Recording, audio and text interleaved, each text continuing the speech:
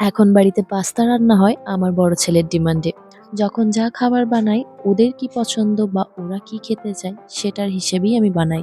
আর এসবের মাঝে আমি ভুলে গেছি আমার তো পাস্তা খুব পছন্দের একটা খাবার। আজকে ভীষণ ক্রেভিংস হচ্ছিল পাস্তা খাবার, তাই আজকে ডিনারে নিজের কথা ভেবে সবার জন্য পাস্তা বানাচ্ছি।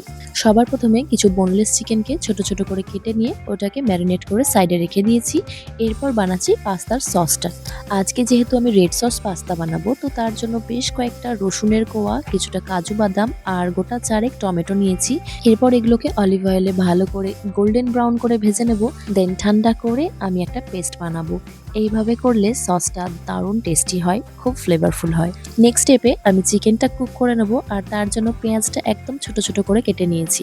এক্ষেত্রে পেঁয়াজটাকে একদমই বেশি ভাজা যাবে না, জাস্ট একটু নরম হলেই আমি চিকেনটা অ্যাড করে দিলাম। চিকেনটা মোটামুটি 90% কুক হয়ে গেলে আমি এর মধ্যে কিছু ভেজিটেবলস অ্যাড করে দিলাম, যেমন ক্যাপসিকাম আর গাজর।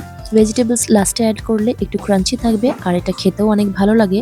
আমার পেস্ট করে রাখা রেড সসটা আমি এভাবে ছাঁকনির সাহায্যে দিয়ে দিলাম, তাতে একদম স্মুথ হয় সসটা।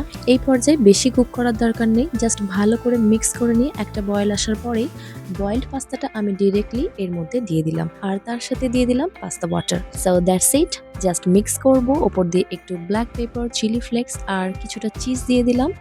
আমার পাস্তা একদম রেডি।